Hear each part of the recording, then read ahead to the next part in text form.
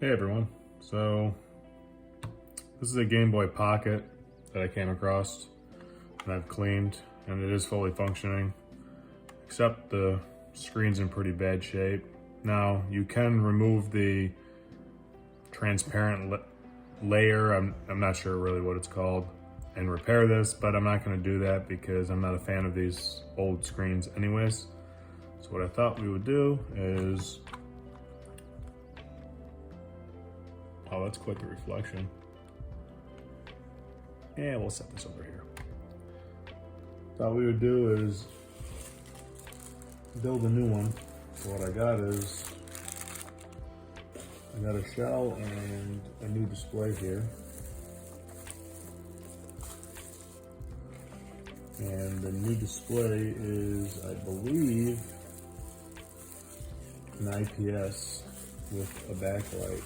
So you can enjoy the original Game Boy games without having to deal with the original screen, which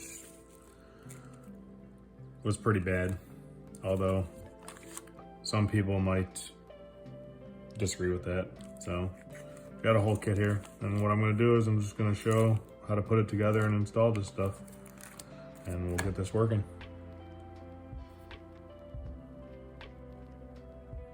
Alright, so this is everything that the kit comes with.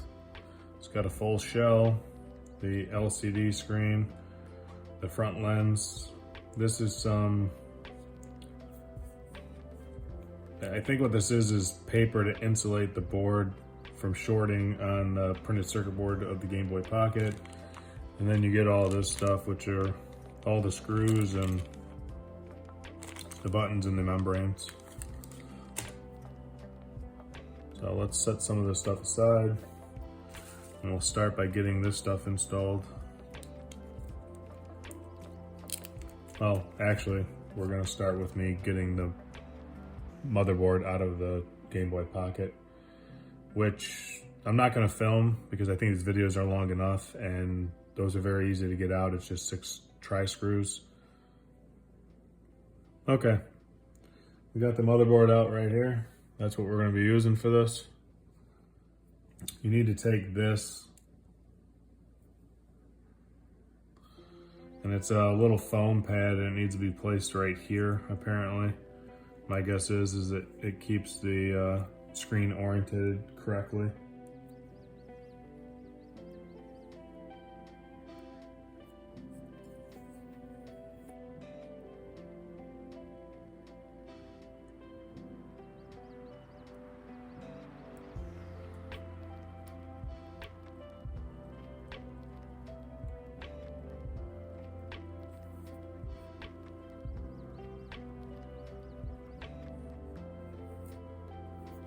And it probably doesn't have to be perfect. It'll probably work either way.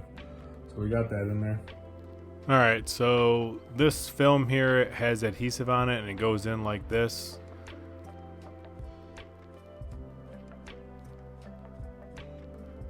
These 2 little round spots line up with these 2 holes, and you got to make sure that the thick side's on the left and the bottom. Otherwise it's not going in correctly, and you're going to have adhesive that overlays on the screen. You'll be able to see it. So you just got to peel this off and then stick it in place.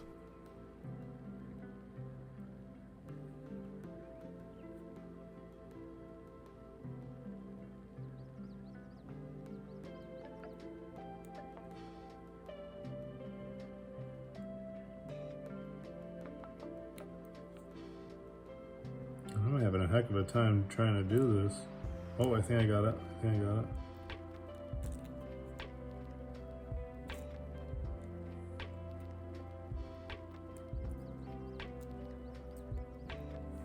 Okay, I do have it.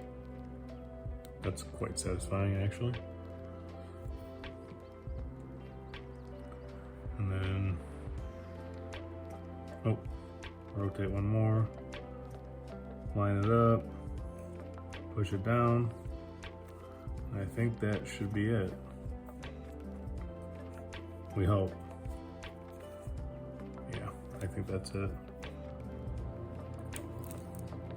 All right, so we got the outside off, but we need, this center piece is 100% adhesive as well. I guess I should have removed that before putting this in here. I didn't think it'd be this difficult, but, oh, there we go. Okay. Beautiful. And that's what it looks like. Let's see if we can get a better shot here for you. Yep, you can see the thick side on the left side and the bottom. All right, perfect. Now we can come in with the screen and you pull off that protective film, and this slides in like this. All right, so that's in place. This board here,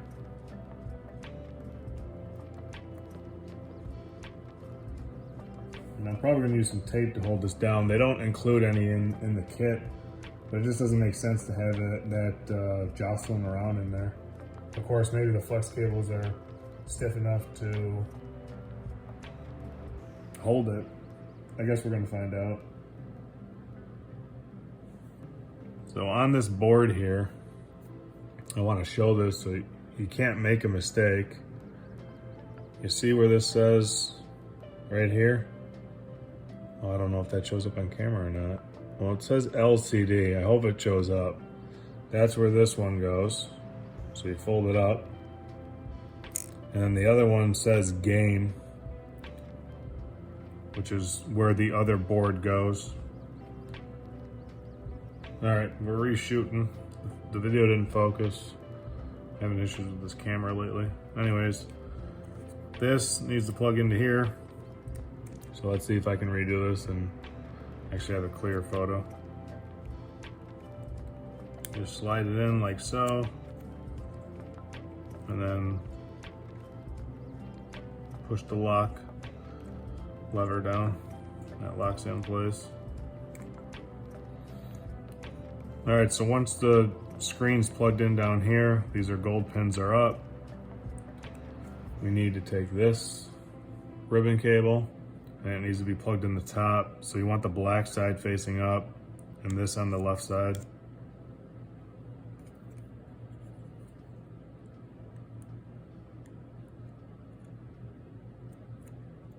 And once you get it in place, push the locking clip down and you're done with that. We can move on to the next step.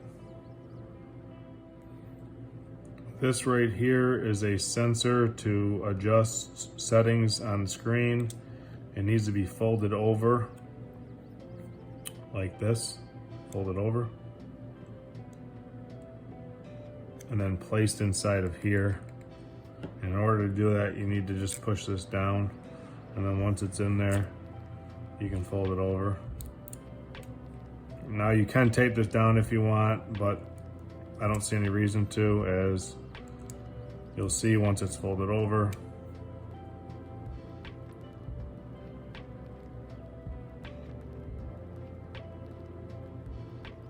It's not going anyplace. It's not gonna be able to get out of there. So then you can move on to the next step, which is installing the motherboard into the Game Boy Pocket. But before we can do that, we need buttons.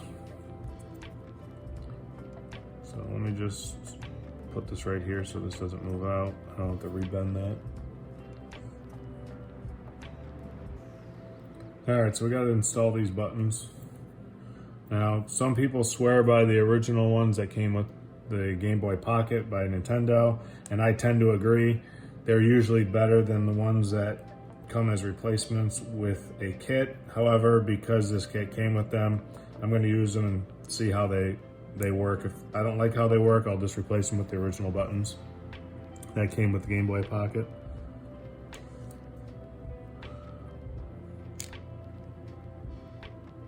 So you can't really mess these up. They only fit. Oh, what's going on here? Oh, I have a choice. Okay, so this kit comes with 2 different colored A and B buttons. to match the original design, whether it was Japanese or North American. I think I'm gonna go with these color. We'll see how that looks. If I don't like it, I'll swap them out.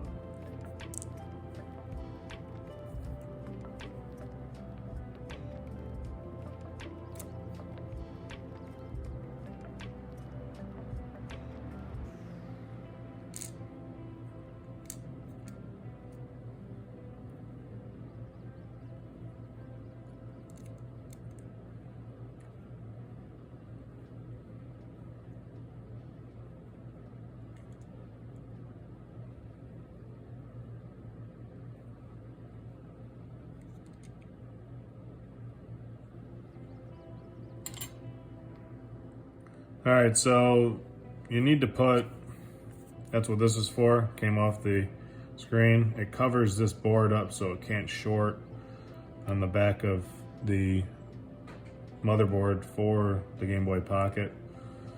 I guess the idea is you're supposed to stick this in place. Set it right here. And then we can go ahead and install the motherboard, the Game Boy Pocket.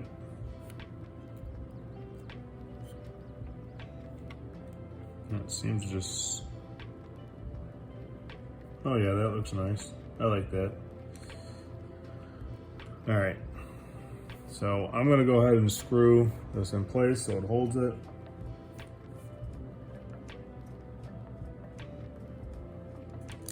And it does come with all new screws, which is always nice. Especially when the old ones are either stripped or corroded or possibly missing.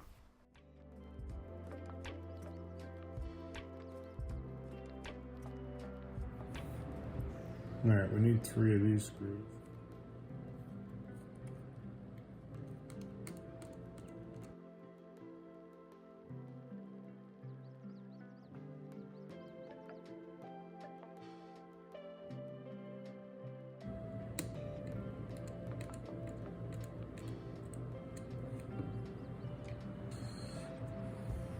All right, the last step is to get this plugged in here. You gotta fold this ribbon cable over gently and get it inserted.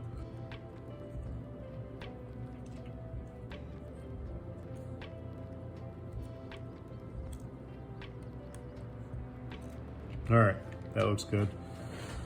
Now the last thing we need to do is connect this wire right here. Is this focusing? Hello? This wire to the battery terminal. And it needs to be to this terminal here. They want you to wrap this around, but I'm actually thinking I might just solder this in place. All right, so I wanted to show what I was actually doing outside of the microscope. You'll see that view first, but these tweezers can pinch a wire and hold them. And I just had to set them up on something so that we can get this orientated correctly and make it easier to solder. So that way you guys don't think I'm like some magician, or you go to do this and you're like, what the heck, you didn't have this difficulty. Well, this is why.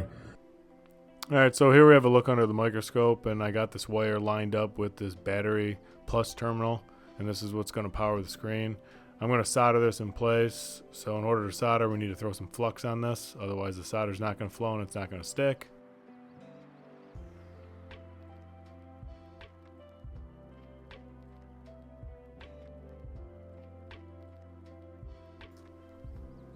Now I'm going to come in here with my soldering iron, and I have a little bit of solder on the end of this, and I'm just going to see if I can touch this wire right here to get this to stick, and then we'll solder the very end of it and we'll clean this up and make it look pretty.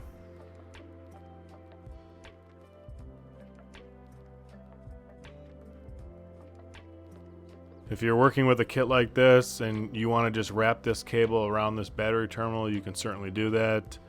I do a lot of soldering, so I just felt better soldering this in place, and I think it looks more professional and it'll last longer because you don't have any chance of the wire coming undone on its own, at least. But the choice is really yours.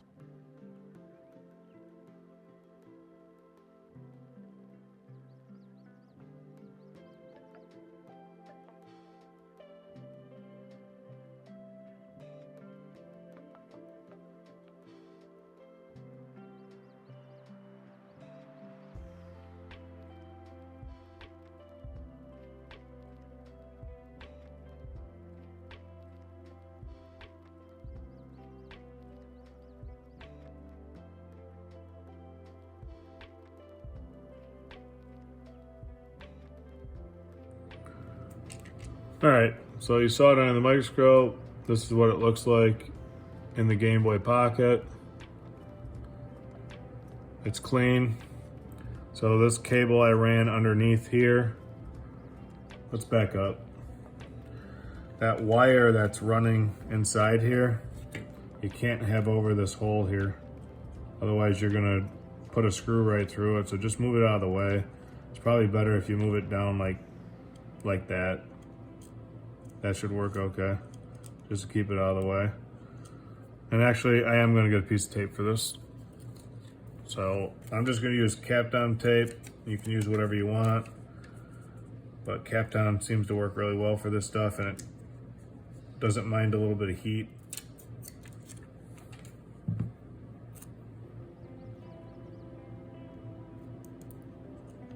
All right, so before you can put the shell on, you need to install the shield for the Game Boy games.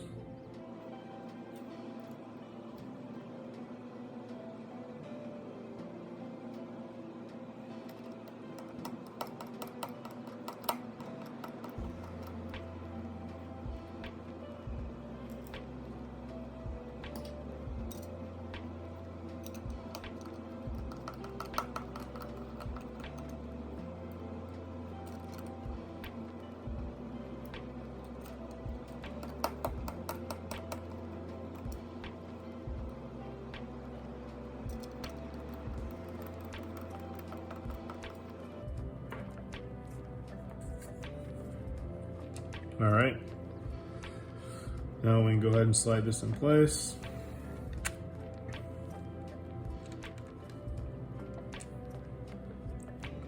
And I'm just gonna put in 2 screws to start because I would like to test this before I fully try to close it up, just to validate that it's working. So I think the 2 screws I'll do are right here.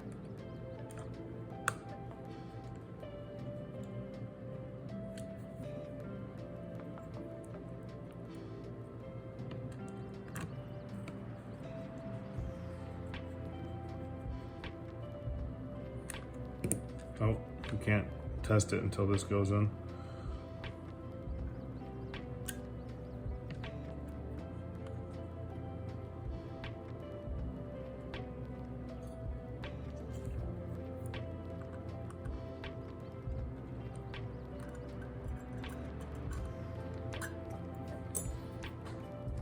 All right, be right back. I gotta grab some batteries.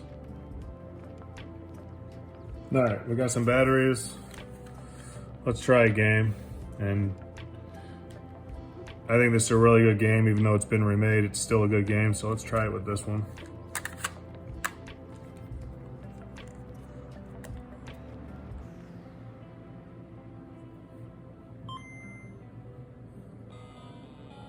Ooh. Audio.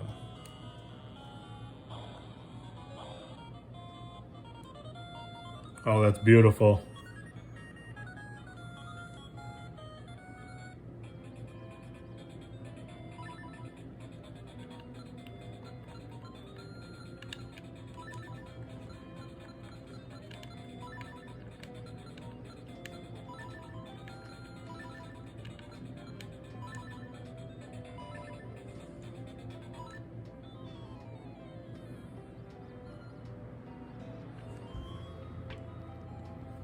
Well, that's the video. The kit looks really good, and I'd recommend it to anybody who wants to restore a Game Boy Pocket with an updated screen. The only thing that's left are these 2 stickers that came with it, which is one of my favorite things, the original label here, and then the smaller sticker here, which is the serial number. Apparently you can get your original serial number printed with this. I didn't have that option because I just bought this from a seller on Amazon, but if you can find the original seller who makes this kit, and you can message them with your serial number, which I thought was pretty nifty. I wish I had known that.